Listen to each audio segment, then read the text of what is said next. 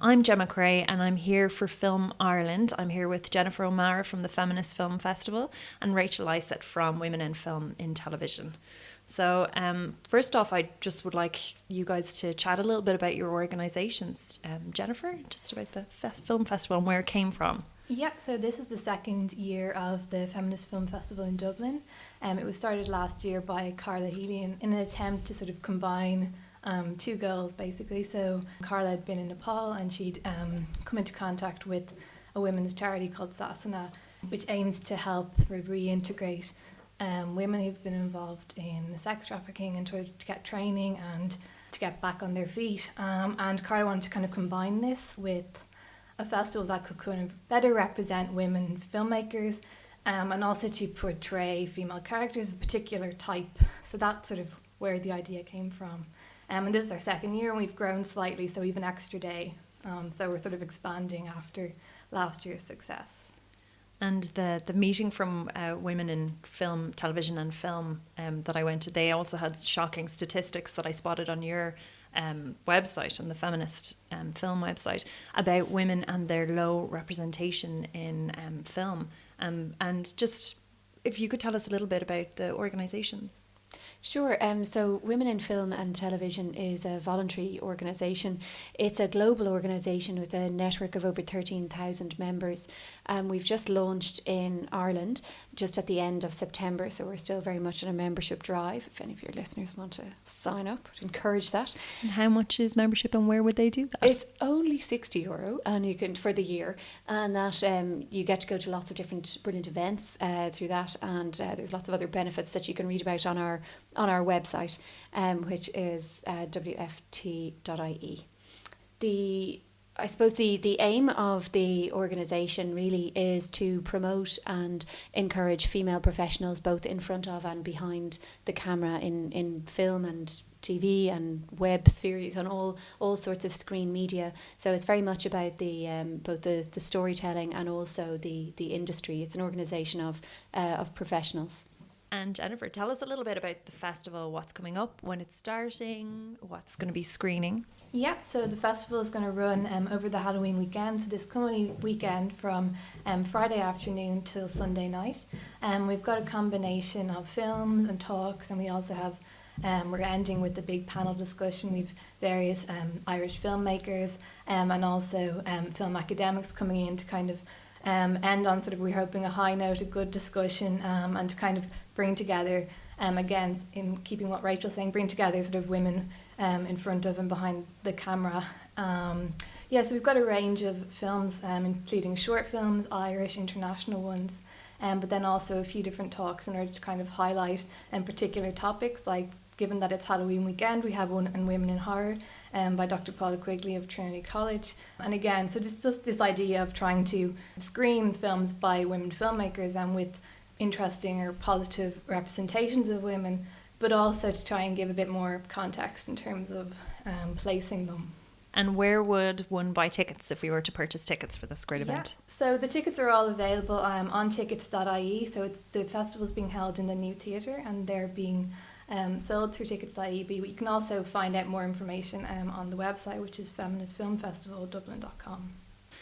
Okay, and could you guys just tell me a little bit about what brought you to this role? Like what brought you to your various organisations and your own background, basically? Yeah, so my background is actually not in filmmaking, but in film scholarship. So I'm a lecturer in film in Maynooth University at the moment, but I'm also very interested in kind of the relationship between the two. How basically, if you have more women making films, then it changes the type of representation that you see. And so I think it's important to very much be engaged with what's happening in the industry, as well as just kind of analysing the films after they're made. So that's sort of my interest in it. Rachel? Yeah, and for me, I work as a producer as my day job. So I've done documentaries, feature dramas, documentary series, and I've worked on television and film and web series actually as well.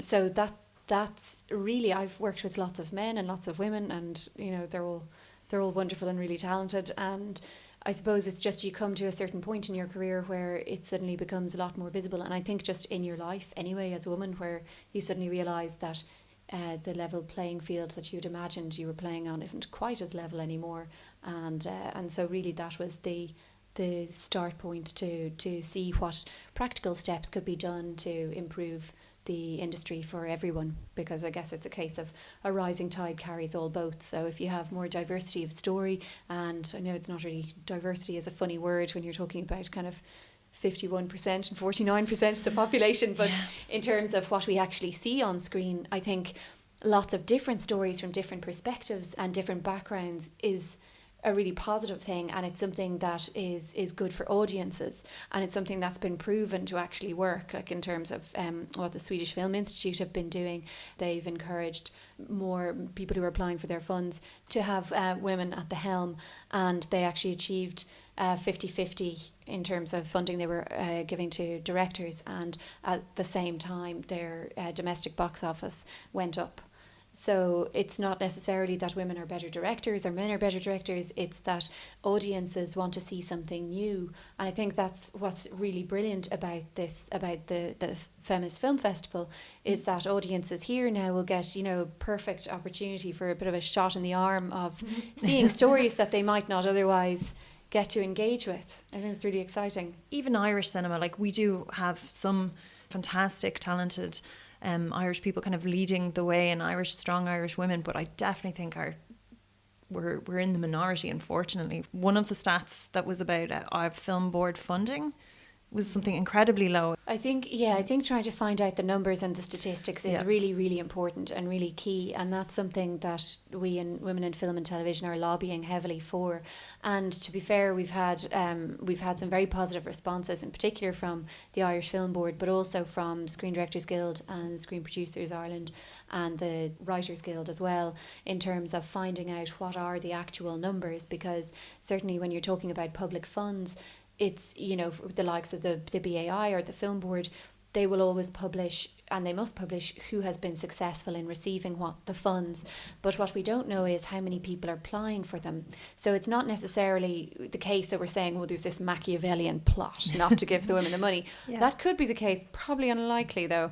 I'd say, you know, it has more to do with, you know, it would be important to find out what level of engagement there is with these funding bodies and all sectors of the population of this country, because really it's not a question of why aren't the women applying for money. It should really be reframed to ask, what can we do to encourage more women into tell their stories, because, you know, we've seen from Sweden, as no doubt we'll see over the course of the Feminist Film Festival, there are audiences for these films, and in fact dollar for dollar case studies that have been done in the States have proven that actually films which, you know, regardless of who makes them, but films which have a meaningful relationship between two female cast members in the story, passing the Bechdel test, that pass the Bechdel test, they actually perform better in terms of a percentage return on the investment.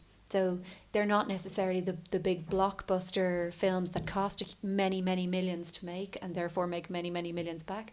They could be smaller, but in terms of their financial return, they perform better. So that tells you something, I think, about the audience. The audience is male and female. We like to see stories that reflect back to us our world, and our world, you know, unless you're in an all-male submarine or, you know, a closed convent, you know, it tends to have men and women in your life of all kinds of complex and messy lives and characteristics.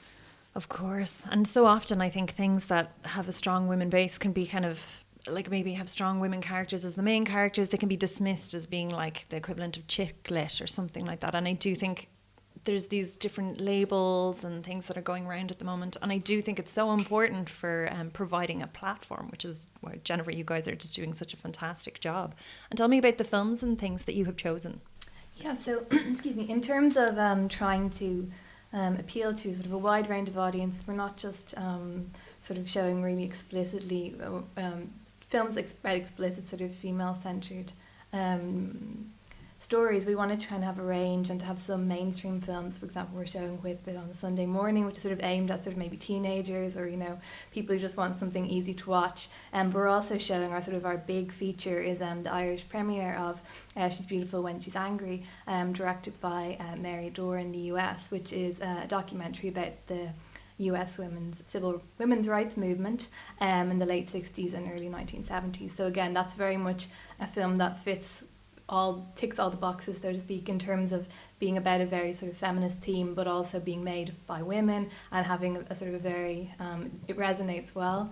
But we're also trying to cover sort of a few international films and not to just be showing sort of films made in the US or made in Ireland. But at the same time, we did want to sort of provide a platform or highlight an Irish film, for example, that we think fits very well with our message of highlighting women's achievements sort of in front of and behind the camera. So we're going to show, our last feature is Bernadette, Notes on a Political Journey, which was made by Lelia Doolan, who is a very sort of significant figure, both as a filmmaker, but also in terms of her work in the Irish film industry, and she was very involved in the Irish Film Board and also in sort of helping to establish the Galway Film Festival. So this is someone whose work can be celebrated across the board, not just her feature film. So yeah, we're trying to get a range basically to sort of appeal to a range of ages and a range of kind of tastes. I suppose there's this also militancy that's associated with feminism, and I think the majority of feminists really agree that it's about equality. And I found like people saying, I don't want to call myself a feminist because, I believe in equality. And I'm like, that's what feminists believe. That's what we want. So I think it's great as well because it's just showing it's accessible and it is just about something that appeals to everybody. And I kind of think that's what, like women in film, it is just about showing stories that just for whatever reason, and I actually think there's loads of reasons, kind of the nurturing, the history, our own kind of political history that just aren't getting told. I do think as well, you mentioned web series, that has provided a massive equalizer in a sense where it's not as restricted, you're not as restricted to kind of getting a huge budget for funding. Things have become a lot more democratic that way, and I do think that is changing. Like Broad City, for example, was just a great example about how like good female stories were told and then adapted for and given money based on that. So it is a really great way of opening things up. Just with regards the future of Irish film and about women in Irish film, like what do you guys think should happen, or like steps that we should take to make sure that it's a space that is kind of comfortable and safe for women and that we can get our points across in a Well, I think there's lots of things that we can do. I think it's a hugely complex issue, and I don't think we're going to kind of resolve it here today as much as I'd like to try. I think it's hugely complex. I think that the Irish film and television, the audiovisual sector in Ireland is a hugely important industry, and I suppose that what is so important to me personally is that the fact that not only is this an industry, but also the product that we make, unlike products, I suppose, in other industries, is not made in a vacuum. The product that we make are films and stories and television programmes and web series that are reflected back into the homes of every single person in the country and on your smartphone and on your little iPads and tablets and everywhere else. And those representations of men and of women are hugely important. And it's actually completely bizarre.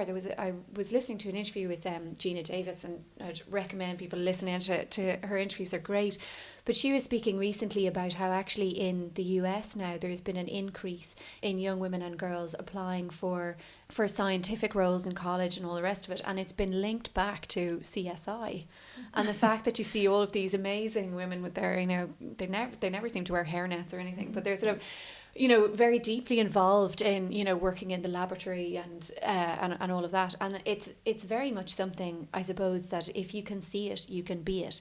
And if we can encourage stories and show stories that represent reality, and not necessarily some sort of fantasy, but actual reality where men and women share the earth equally and have equal public space, then you'll begin to, I think, kind of see changes within society. But I think in terms of sort of what the strategy is for women in film and television and what our aims are, it's really to work towards equal opportunities, equal employment opportunities for women in the industry. And we want to provide kind of a forum and networking opportunities for industry professionals.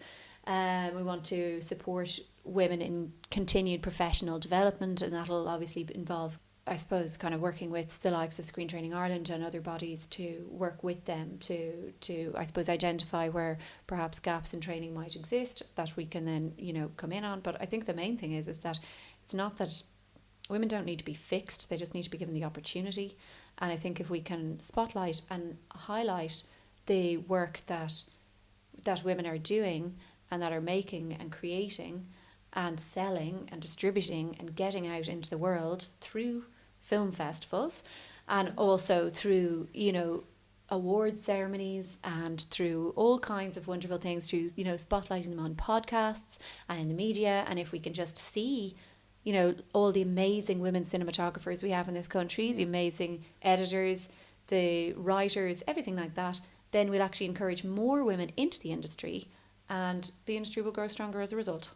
That's such an important thing to encourage. And I do think, like, even at a very basic level, I've done so much training, and you find, like, a lot of, and as well, I did media, and the majority of the women on my course would have been, or the majority of people on the course would have been women. But then you find, like, the further along you go, it just somehow seems to not add up to the starting level. Still, like, even for my age, I definitely think it seems to be changing, because I was on, like, a film set before, and it was like a much older crew, and it was, I'd say, for just this one particular thing, that was like three guys to one girl at one stage, but I was there kind of like as a lower level production assistant. But it's interesting to see how I think it is shifting hugely. I think there was also a talk of the whole vibe shifting as well on set, where it isn't like an old boys club to such a huge extent, and why I think your organisation is so important as well, just to have, I think, if you're a woman and you kind of sometimes might feel like, it's just me here by myself, but that there's a strong link and a strong mentorship to bring people up. I think it's really, really important. And like that as well, as you're totally right about celebrating things, and just for having them on show, and making a point of, these stories aren't the exception. We're not the only people observing this, because we are 51%. We are 51%. We live longer.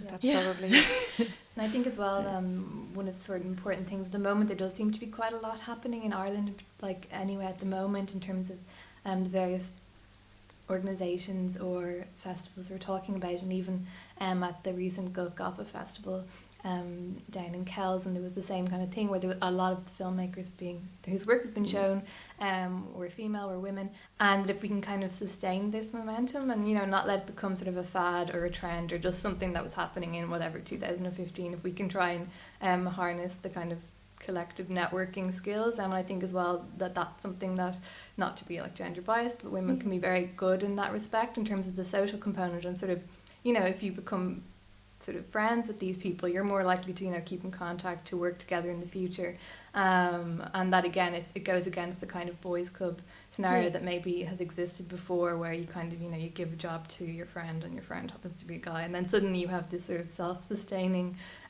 circle. So yeah, hopefully if these various festivals and organisations can keep things going basically into the future, then I think it'll improve, hopefully.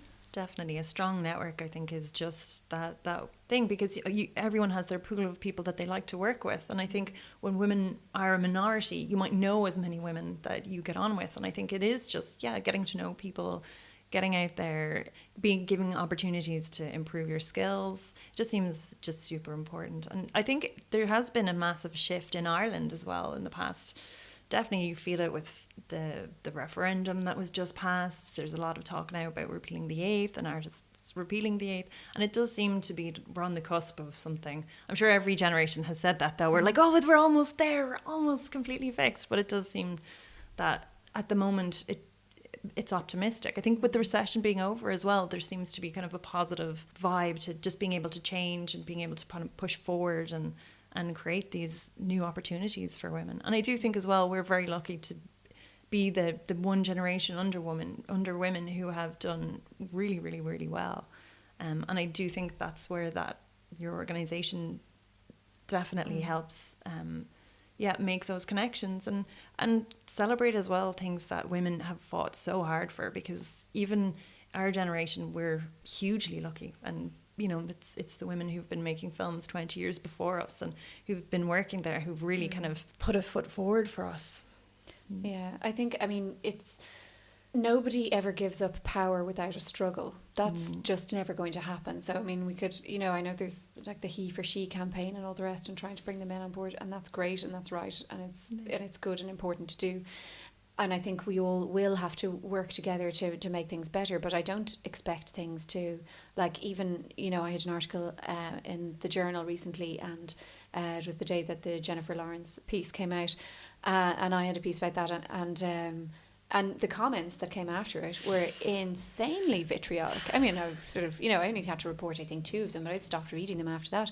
Yeah. But, like, people don't want to change. It seems kind of bizarre, and maybe it's because, you know, we're in a nice kind of, you know, film-centric kind of, you know, creative kind of liberal space here, but there's a lot of people who don't want things to change from how they are, and they're threatened by any form of change. And so I suppose, you know, it's important to provide support and a platform for female filmmakers to have their voices heard, and also, I suppose, to have the support there that, you know, if you hear that there's, you know, a film, there are practical things that you can do really easily. There's a film directed by a woman, it's coming out this weekend, go and see it. Yeah. You know, there's really easy things that people can do. There's a lot of people don't want the status quo to change. They've never want the status quo to change. That's why we have kind of, you know, revolutions, and we're coming on to, you know, 2016 now, and I don't know that we necessarily have a true republic yet, but there's also an argument, and there's various different there's a study that was done in the tech sector in terms of high potential startups and how well they perform economically, and I thought it was quite telling, because though it's for the tech sector, I think it could work potentially or be applied to the audiovisual sector also, which is that when there was a team of entrepreneurs that were all male or all female, they performed well and everything, but when the team was split 50-50, there was a 30% increase on financial return for those products that were developed through the tech sector. And I think that's quite telling. I think what we need to do is increase the number of women that are working in the industry and that are working at the same level, at the same pay rate, at the same job role, all of the rest of it, at the same level of responsibility. And then and only then will you begin to see everybody's expectations and everybody's ideas of the world being challenged. And that's when the real work begins, and that's when the real stories come out, because it isn't just women sitting in a room coming up with their favourite film, or men sitting in a room and coming up with theirs, but it's when we actually interact and start challenging each other that we're actually all kind of forced to be the best that we can be. And so that's what I would like to see happen for the Irish film industry and the Irish audiovisual sector, because I think we're a small enough country that it should be easy enough to turn things around. It's not that we have a massive studio system that we're trying to overhaul, and I think there's a great sense of willingness as well. And definitely men and women have such different traits, whether they're learnt or the societal, or whether it's, you know, just inbred in us, that we do kind of, we complement each other hugely. And I do think it is a case of working together, getting men on board. Also, what you were saying before about like this vitriolic hate against feminists who speak up online, and you're right about that. And it's such a strange like phenomena where women will just be completely abused. Yet I have yet to kind of meet somebody who's like and I think a lot of these are kind of younger men who seem to put up those comments, but I've yet to kind of meet somebody in person to share that hate of feminism so angrily. But they're up there, and anyone who has an opinion about equality, sometimes they just seem to have a target on their chest. And you're right about that. That's why I do think feminism and putting forward the word of feminist and being clear and standing behind it about what it means, and it's so important. And I think that's the lovely thing about that festival is the lineup. I think that we wanted as well, you know, with the title Feminist Film Festival, there's no sort of trying to hide it. There's no sense that, not for me, this kind of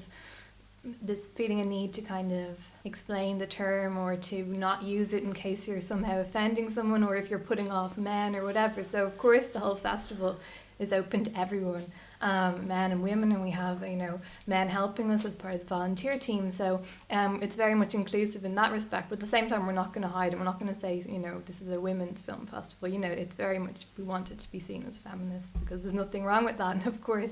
So I think it's about kind of not trying to hide behind some sort of softer language, so to speak.